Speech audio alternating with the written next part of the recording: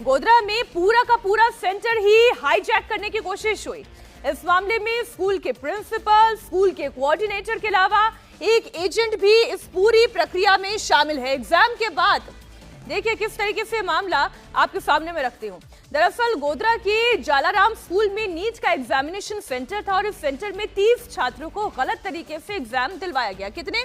30 छात्रों को गलत तरीके से एग्जाम दिलवाया गया। यहाँ गुजरात के लोकल स्टूडेंट्स तो थे ही, लेकिन आपको जानकर इतनी हैरानी होगी कि यहाँ पर महाराष्ट्र के, गुजरात के अलावा उड़ीसा के, बिहार के और झारखंड के भी स्टूडेंट्स यहाँ पर आए थे। क्यों आए थे? इन सारे बच्चों के माता पिता से लाखों रुपए की डील हुई थी, इसीलिए अलग अलग राज्यों से गुजरात पहुंच गए। इन छात्रों को कहा गया था कि उन्हें जितने सवाल आते हों वो अपनी OMR यानी कि आंसर शीट में मार्क कर दें। इस बात की जानकारी गोधरा के डीएम को मिली, जिसके बाद डीएम ने एक्शन लिया। नहीं तो सोचिए कितना बड़ा फर्जीवाड़ा हो जाता। पूरे के पूरे सेंटर को मैनेज किया गया था। अब सोचिए, वरना कोई झारखंड का रहने वाला गुजरात में जाके एग्जाम क्यों देगा? ओडिशा का रहने वाला ऑल वे टुगेदर ईस्ट से निकलकर वेस्ट जाकर क्यों एग्जाम देगा? दरअसल वडोदरा में परशुराम रॉय नाम का एक शख्स अपनी ओवरसीज कंसल्टेंसी सर्विस चलाता था। मेडिकल की परीक्षा पास करवाने के लिए बच्चे यहीं इकट्ठे करता था। इसे गोधरा के जालाराम स्कूल के प्रिंसिपल पुरुषोत्तम शर्मा से सेटिंग कर ली। एनटीए ने इन्हीं प्रिंसिपल साहब को यहाँ के डिस्ट्रिक्ट कोऑर्डिनेटर के रूप में चिन्हित किया हुआ था। इसी स्कूल के एक टीचर तुषार भट्ट, वो भी इस मामले में शामिल। वो इस एग्जाम का डेप्यूटी कोऑर्डिनेटर था। पुलिस को उसी दिन तुषार भट्ट की कार से 7 लाख रुपए का कैश बरामद हुआ है।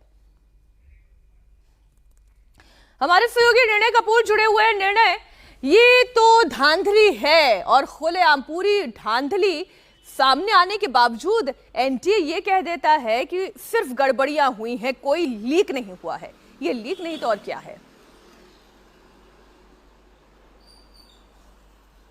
और मीनाक्षी, जैसा कि हम बात कर रहे हैं, ये लीक सिर्फ पेपर का लीक नहीं है, पूरा का पूरा सेंटर ही लीक हो गया है।